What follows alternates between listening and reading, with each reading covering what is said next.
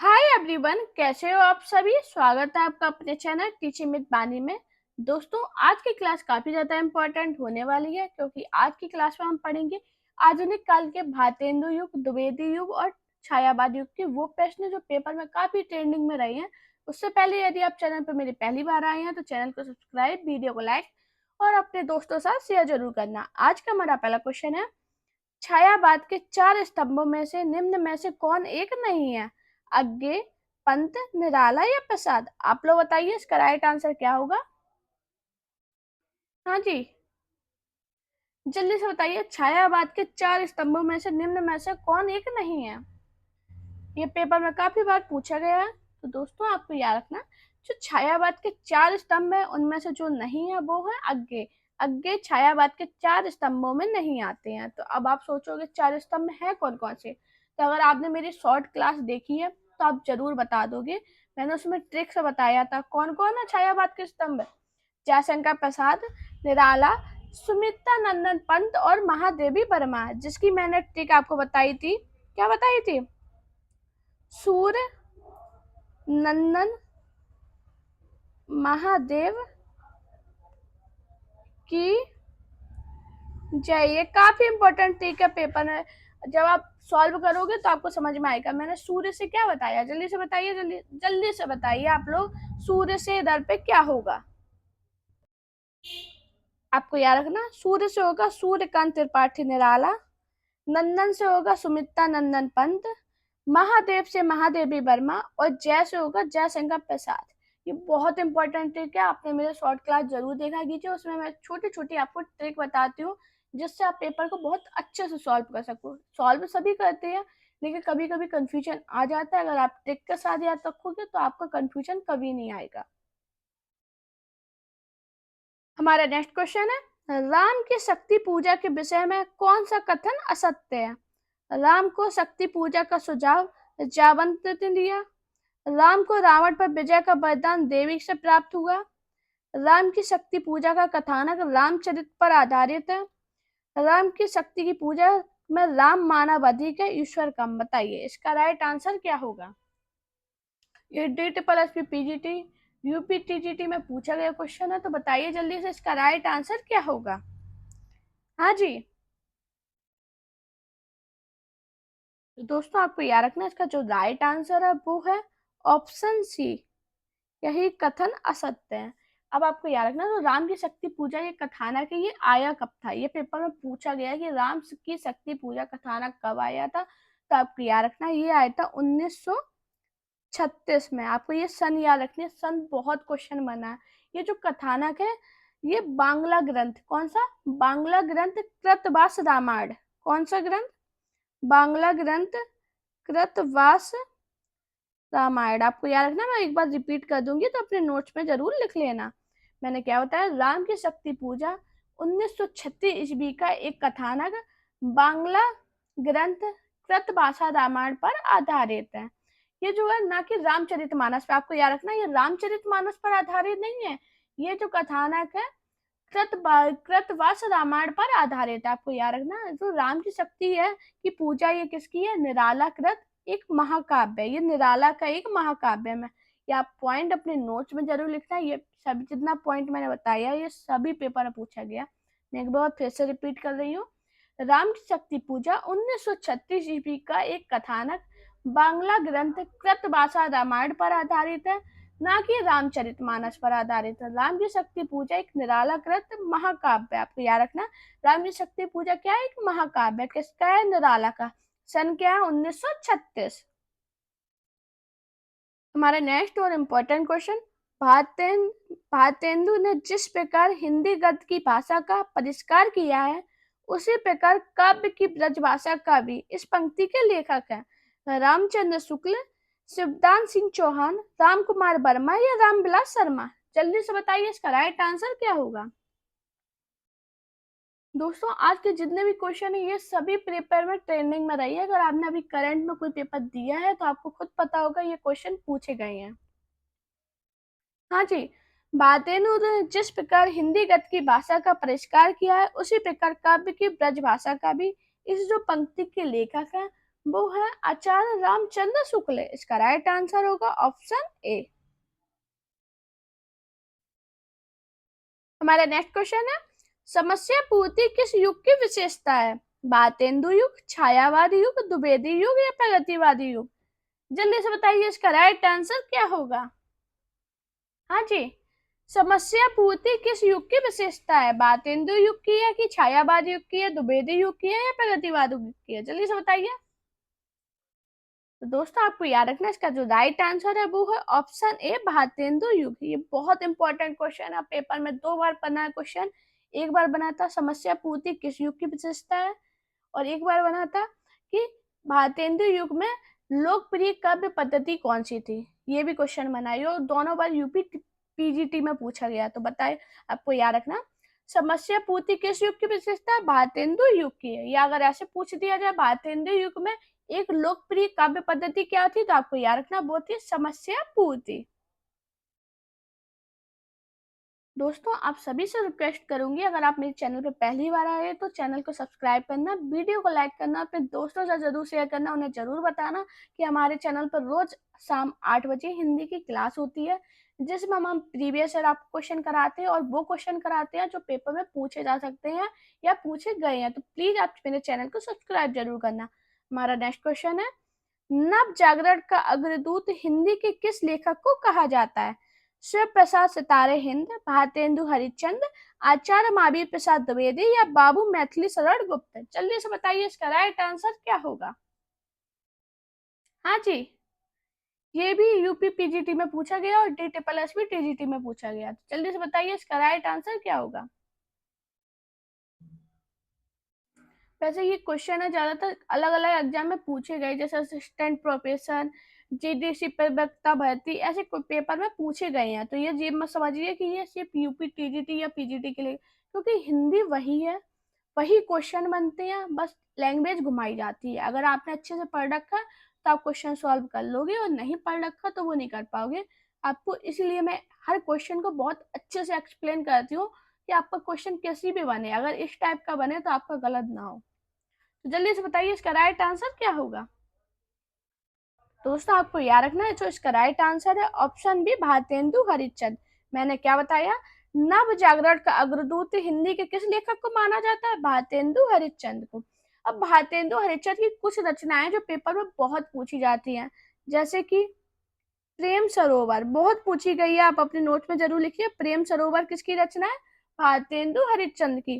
प्रेम तरंग, वैसे मैं आपको शॉर्ट क्लास डालती हूँ, यूट्यूब के जो शॉर्ट है वो मैं डालती हूँ, आप वो जरूर देखा कीजिए कि उसमें क्या होता है, जो मैं रचनाएं आपको पढ़ा जाती हूँ उसके बाद छोटी छोटी ट्रिक डालती हूँ, जिससे आपको याद हो जाए रचनाएं, या रचनाएं हो, पत्रिकाएं हो, कुछ भी हो, हिंदी से आपकी मैं जितनी भी ट्रिक बनती है मैं सभी आपको बताती हूँ। तो वो जरूर देखा कीजिए, काफी ज्यादा इंपॉर्टेंट है। अभी आप देखना जाके क्लास के बाद आपको उसको समझ में आएगा कि मैंने कितनी इजी आपको ट्रिक बताई है, एक बार जरूर देखना। उसमें मैंने भारतेंदु हरिश्चंद्र की भी रचनाओं की ट्रिक बताई है जो पेपर में पूछी गई है। एक पूछी जाती है वर्षा विनोद। बाकी मैंने रचनाएं भी आपको डिटेल में पढ़ा रखी है, जैसे डिटेल में रचनाएं पढ़नी है वो भी जरूर देखना।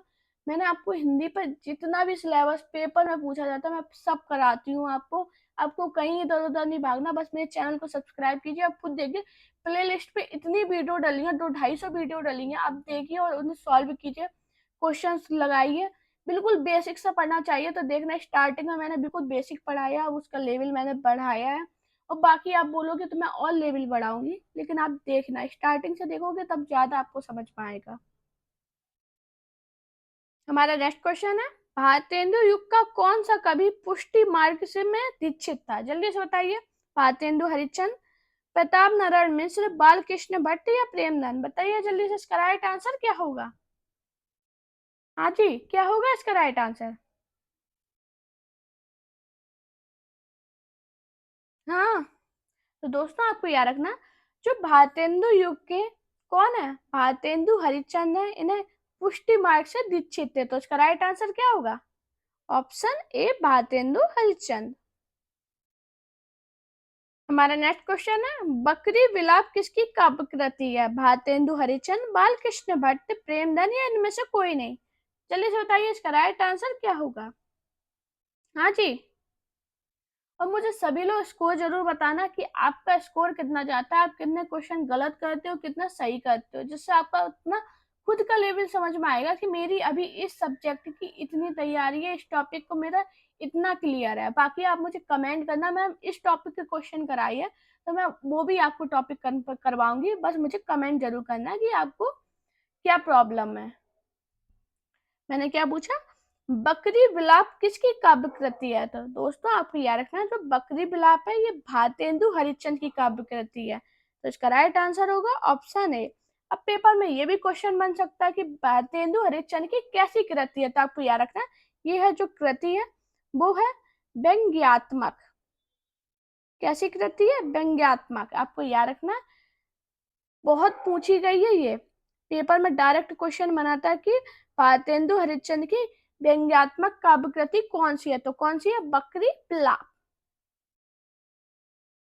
हमारा नेक्स्ट क्वेश्चन है, कविता के लिए खड़ी बोली के पक्ष में आंदोलन की शुरुआत की किसने की थी? प्रेमधन ने, भारतेंदु ने, जगन्नाथ दास रत्नाकर ने, अयोध्या प्रसाद खत्री ने। जल्दी से बताइए इसका राइट आंसर क्या होगा? हाँ जी। बाकी आपको किसी भी टॉपिक में कुछ भी प्रॉब्लम है, नहीं समझ में आ रहा, अगर आप चाहते हो मैं दोबारा से ये क्वेश्चन करा दूं तो मुझे वो भी कमेंट करना। आप जो कमेंट करोगे मैं आपके हिसाब से ही अगली क्लास लाऊंगी, तो मुझे कमेंट जरूर करना। जल्दी से बताइए इसका राइट आंसर क्या होगा? तो दोस्तों आपको याद रखना, कविता के क्षेत्र में खड़ी बोली हिंदी का प्रयोग के पक्ष में आंदोलन का प्रारंभ अयोध्या प्रसाद खत्री ने किया था। तो इसका राइट आंसर क्या होगा? Option D. बहुत इंपॉर्टेंट क्वेश्चन है, काफी एग्जाम में ये पूछा गया है। बाकी मैं आपको अलग से जो पॉइंट बताती हूँ अपने नोट्स में जरूर लिखा कीजिए। हमारा नेक्स्ट क्वेश्चन है, प्रयाग रामागमन के लेखक हैं बालकृष्ण भट्ट, प्रेमधन, प्रताप नारायण मिश्र या इनमें से कोई नहीं? हाँ जी, क्या होगा इसका राइट आंसर? जल्दी से बताइए इसका राइट आंसर क्या होगा? अच्छा दोस्तों, अगर ये प्रेमधन लिख रहा है तो आपको कंफ्यूजन तो नहीं हो रहा? मुझे जरूर बताना। तो दोस्तों आपको याद रखना, जो प्रयाग रामागमन के लेखक है वो है प्रेमधन। अभी आप ये सोचोगे ये है कौन? अगर आपने पूरी क्लास नहीं पढ़ी अच्छे से और नहीं पढ़ते हो तो आपको याद रखना, तो आप क्या है मैंने बताया, बद्री नारायण चौधरी है। जो बद्री नारायण चौधरी कौन है? बद्री नारायण चौधरी, जिन्हें हम प्रेमगन के नाम से भी जानते हैं। मैंने आपको उपनाम की एक क्लास पढ़ाई है, वो जरूर देखना। उपनाम से क्वेश्चन बनता है, जैसे बद्री नारायण चौधरी आपने याद कर रखा है, सभी को याद होगा बद्री नारायण चौधरी, लेकिन अगर उसमें प्रेमधन दे दिया गया तो आप क्या करोगे? अब आपको क्वेश्चन तो आता है लेकिन आप टिक कैसे लगाओगे? तो आपको याद रखना, इनके उपनाम जरूर पढ़िए। एक बार जाना मेरे चैनल पे, सबसे पहले मैंने वही क्लास डाल रखी है, उस क्लास को देखिए, बहुत इंपॉर्टेंट है। अभी 8,000 से लोग ज्यादा लोग उस क्लास को देख चुके हैं, समझ लीजिए बहुत इंपॉर्टेंट है। उसकी पीडीएफ भी मैं अपने चैनल पे आपको सेंड कर दूंगी, टेलीग्राम चैनल को ज्वाइन कर लेना, उस पर मिल जाएगी। तो प्रयाग रामागमन के लेखक कौन है? प्रेमधन। इसका राइट आंसर है ऑप्शन बी। हमारा नेक्स्ट क्वेश्चन है, काव्य मंजूषा के रचयिता हैं मैथिली शरण गुप्त, बाल मुकुंद भट्ट, प्रताप नारायण मिश्र या महावीर प्रसाद द्विवेदी? जल्दी से बताइए इसका राइट आंसर क्या होगा? हाँ जी, काव्य मंजूषा के रचयिता कौन है? जल्दी से बताइए। दोस्तों मैं आपको जितने भी क्लास कराती हूँ सभी इंपॉर्टेंट होती हैं, तो जरूर देखा कीजिए क्लास को। उसकी पीडीएफ मैं अपने टेलीग्राम चैनल पर सेंड कर देती हूँ, तो उसे डाउनलोड कीजिए, रिवीजन मारिए, अपने नोट्स बनाइए और अपनी तैयारी को बेहतर कीजिए। तो काव्य मंजूषा के रचयिता कौन है? आपको याद रखना है, जो काव्य मंजूषा के रचयिता है वो है महावीर प्रसाद द्विवेदी। इसका राइट आंसर होगा ऑप्शन डी। दोस्तों मैंने रचनाओं की आपको क्लास पढ़ा रखी है, तो आप एक बार जरूर देखना कि उसमें जितनी भी रचनाएं पेपर में पूछी जाती है मैंने वो सभी करा रखी है। मुझे नहीं लगता अगर आपने वो क्लास देख ली उसके बाद आपको किसी भी क्लास की जरूरत है। हमारा नेक्स्ट क्वेश्चन है, निम्न में से कौन सी रचना मैथिली शरण गुप्त की नहीं है? प्रिय प्रवास, जयद्रथ बद्ध, रंग में भंग या पंचवटी? जल्दी से बताइए इसका राइट आंसर क्या होगा? हाँ जी। और मुझे कमेंट में ये जरूर बताना कि आज की क्लास आपको कैसी लगी है। मुझे सभी लोग प्लीज कमेंट जरूर करना, तो इससे मुझे एक आइडिया लगे कि आपको क्लास आगे मुझे किस टाइप की लानी है। तो दोस्तों आपको याद रखना, जो कौन सी रचना मैथिली शरण गुप्त की नहीं है वो है प्रिय प्रवास। इसका राइट आंसर होगा ऑप्शन ए। अब आप लोग सोच रहे होंगे कि प्रिय प्रवास अगर मैथिली शरण गुप्त की रचना नहीं है तो ये किसकी है, तो आपको याद रखना जो प्रिय प्रवास रचना है ये है अयोध्या सिंह उपाध्याय की। किसकी है, अयोध्या सिंह उपाध्याय हरिओद की, जिन्हें हम हरिओद भी कहते हैं। आपको हरिओद बने मिले तब भी आपको यही लगाना, वरना अयोध्या सिंह उपाध्याय लिखा हो तब भी आपको प्रिय प्रवास इनकी रचना बतानी है। अब ये प्रिय प्रवास है क्या, तो आपको याद रखना जो प्रिय प्रवास है ये खड़ी बोली, खड़ी बोली कौन सी भाषा में, खड़ी बोली हिंदी का प्रथम महाकाव्य माना जाता है, हिंदी का प्रथम महाकाव्य। मैंने क्या बताया, प्रिय प्रवास अयोध्या सिंह उपाध्याय की रचना है, ये एक खड़ी बोली की रचना है और ये हिंदी का प्रथम महाकाव्य माना जाता है। आपको याद रखना, ये पेपर में इंपॉर्टेंट पॉइंट है, पेपर में पूछे भी गए हैं। अब ये बनता है कि प्रिय प्रवास है इसका प्रथम नाम क्या था, पेपर में बहुत पूछा गया, तो आपको याद रखना इसका जो प्रथम नाम था वो क्या था, जल्दी से बताइए। मैंने अपने क्लास में आपको बताया है, उसका नाम था बैजांगना बिलाप। मैंने क्या बताया, बैजांगना बिलाप, बहुत इंपॉर्टेंट कोई पॉइंट है। मैंने क्या बताया, प्रिय प्रवास अयोध्या सिंह उपाध्याय की रचना है, ये खड़ी बोली हिंदी का प्रथम महाकाव्य माना जाता है। जो प्रिय प्रवास है इसका प्रथम जो नाम था वो था बैजांगना बिलाप। हमारा नेक्स्ट क्वेश्चन है, निम्न में से कौन सी रचना राम नरेश त्रिपाठी की नहीं है, पथिक, श्रांत पथिक, स्वप्न या मिलन। जल्दी से बताइए इसका राइट आंसर क्या होगा। हाँ जी, जल्दी से बताइए कौन सी रचना राम नरेश त्रिपाठी की नहीं है। अगर आपने मेरी पूरी क्लास रचना की पढ़ी होगी तुरंत क्वेश्चन 1 मिनट में सॉल्व, 1 सेकंड में किया होगा, बताइए।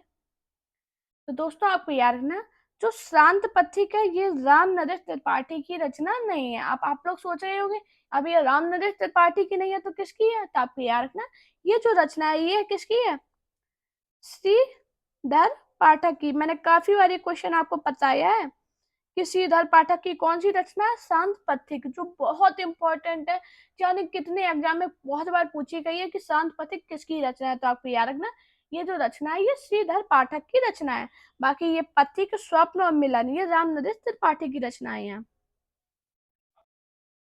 हमारा नेक्स्ट क्वेश्चन है, अयोध्या सिंह उपाध्याय हरिओद का प्रसिद्ध काव्य है कामायनी, कुरुक्षेत्र, प्रिय प्रवास या साकेत। जल्दी से बताइए इसका राइट आंसर क्या होगा। हाँ जी, अयोध्या सिंह उपाध्याय हरिओद का प्रसिद्ध काव्य कौन सा है, अभी हाल मैंने बताया जो प्रिय प्रवास है ये अयोध्या सिंह उपाध्याय हरिओद का प्रसिद्ध काव्य है, जो पेपर में बहुत पूछा जाता है।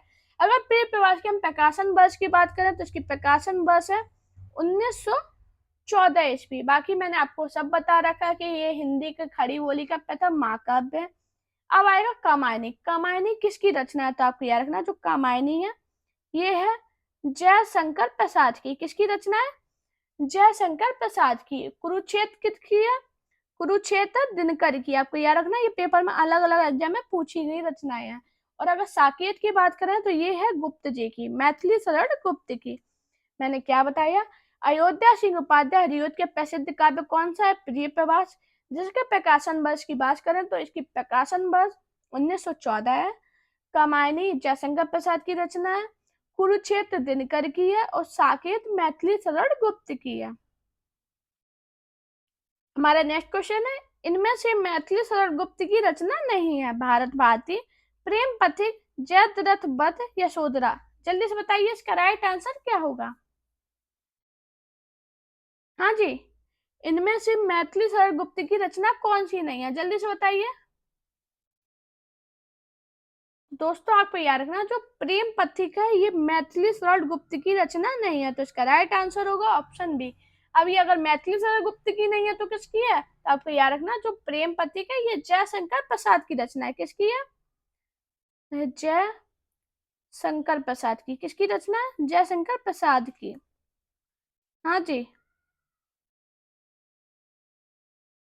हमारा नेक्स्ट क्वेश्चन है, शुक्ल जी के अनुसार मैथिली शरण गुप्त हैं राष्ट्रवादी कवि, कवि सम्राट, जन कवि या सामंजस्यवादी कवि। जल्दी से बताइए इसका राइट आंसर क्या होगा। शुक्ल जी के अनुसार पूछा है। हाँ जी, शुक्ल जी के अनुसार मैथिली शरण गुप्त है वो क्या है, सामंजस्यवादी कवि, तो इसका राइट आंसर होगा ऑप्शन डी। इन्होंने जो स्वयं को क्या बोला है? कौटुंबिक। क्या? कौटुंबिक। पेपर में पूछा गया कौटुंबिक कवि मात्र कौन है, तो आपको याद रखना है मैंने क्या बताया है। शुक्ल जी के अनुसार मैथिली शरणगुप्त सामंजस्यवादी कवि हैं। इन्होंने स्वयं को कौटुंबिक कवि मात्र कहा है। हमारा नेक्स्ट क्वेश्चन है, जयशंकर प्रसाद द्वारा रचित कामायनी में सर्गों की संख्या है 15, 21, 13, 24। जल्दी से बताइए इसका राइट आंसर क्या होगा। ये मैंने आपको पोल में क्वेश्चन कराया है, आप लोग पोल जरूर सॉल्व किया कीजिए। उस पर मैं वही क्वेश्चन डालती हूँ जो पेपर में बहुत रिपीट होते हैं। सभी लोग जरूर देखा कीजिए, कम्युनिटी पोस्ट में क्वेश्चन डालते हैं, उसका पूरा एक्सप्लेनेशन भी मैं डालती हूँ। इसलिए डालती हूँ एक्सप्लेनेशन कि आप उस क्वेश्चन को जब 1 मिनट के लिए आओगे, उसे सॉल्व करोगे, तो उसका पूरा एक्सप्लेन आपको, अगर आपका 1 मिनट में एक क्वेश्चन तैयार हो रहा तो आपके लिए बहुत ज्यादा इंपॉर्टेंट है वो 1 मिनट। तो बताइए, जय शंकर प्रसाद द्वारा रचित कामायनी में सर्गों की संख्या कितनी है, तो आपको याद रखना वो है 15। इसका राइट आंसर होगा ऑप्शन ए। हमारा नेक्स्ट क्वेश्चन है, पुरातनता यह एक निर्माक सहन करती न प्रकृति पल एक, यह निर्माक के से अभिप्राय है। सांप के शरीर पर लिपटी हुई केचली, निष्ठुर आघात, चिंतानत अनावश्यक भार, निकम्मापन। जल्दी से बताइए इसका राइट आंसर क्या होगा। हाँ जी, हाँ जी। और ये भी बताइए ये जो पंक्ति है ये किसकी है। तो दोस्तों आपको याद रखना इसका जो राइट आंसर है वो है ऑप्शन ए, ये सांप के शरीर में लिपटी हुई केचली से है। अब ये मैंने दूसरा क्वेश्चन के पूछा था कि ये पंक्ति किसकी है, तो आपको याद रखना है ये पंक्ति है जयशंकर प्रसाद कृत कामायनी से। किसकी है? जयशंकर प्रसाद। सबसे पहले जयशंकर प्रसाद को याद रखना, उसके बाद किससे है? कामायनी। अब आपसे एक क्वेश्चन बन सकता है कि कामायनी में किससे है, तो आपको याद रखना कामायनी में ये श्रद्धा सर्ग से है। किससे है? श्रद्धा सर्ग से। थोड़ी राइटिंग में प्रॉब्लम रहती है तो आप प्लीज एडजस्ट किया कीजिए, मेरे शब्दों को सुना कीजिए। मैंने क्या बताया, पुरातनता का यह निर्मोक सहन करती ना प्रकृति पलेक, यह निर्मोक से अभिप्राय क्या है? सांप के शरीर पर लिपटी हुई केचली। अब मैंने दूसरा क्वेश्चन क्या पूछा था, यह पंक्ति किसकी है, तो आपको याद रखना ये जो पंक्ति है जयशंकर प्रसाद कृत कामायनी के श्रद्धा सर्ग से। आपको याद रखना, अगर अभी तक इधर तक क्वेश्चन बना है कि किससे है, जयशंकर प्रसाद की कामायनी से है, लेकिन अगर सर्ग की पूछा जाए तो आपको याद रखना ये कामायनी के श्रद्धा सर्ग से है। इंपॉर्टेंट क्वेश्चन है, काफी एग्जाम में ये पूछा गया। हमारा नेक्स्ट क्वेश्चन है, भारतीय संस्कृति के मूल उत्पादनों का ऐतिहासिक विकास प्रस्तुत करने वाला प्रसिद्ध ग्रंथ संस्कृति के 4 अध्याय किसने लिखा? रामविलास शर्मा, जयशंकर प्रसाद, रामधारी सिंह दिनकर या शांति प्रिय द्विवेदी। जल्दी से बताइए इसका राइट आंसर क्या होगा। हाँ जी, एग्जाम का सीजन चल रहा है, सभी एग्जाम लगे हैं, कुछ आने वाले हैं, कुछ अभी है जस्ट है, कुछ चुनाव के बाद होंगे। तो आप अगर डिटेल में पढ़ते रहोगे, पढ़ाई से जुड़े रहोगे, तो आपको ये बहुत फायदा होगा। जब सिलेक्शन होगा आप खुद समझ में आएगा, जब सिलेक्शन होता कि हाँ मैंने अगर शुरू से नहीं पढ़ा होता तो सिलेक्शन नहीं होता, ये होता फाइनल। क्योंकि क्या होता है, लोग तभी पढ़ते हैं जब नोटिफिकेशन आता है। अगर आप पहले से पढ़ रहे हो तो आपके लिए बहुत ज्यादा इंपॉर्टेंट होगा जब आपका सिलेक्शन होगा। तो बताइए किसने लिखा है ये संस्कृति के 4 अध्याय से, जल्दी से बताइए। हाँ जी, क्या होगा इसका राइट आंसर। तो दोस्तों आपको याद रखना है इसका जो राइट आंसर है ऑप्शन सी, रामधारी सिंह दिनकर।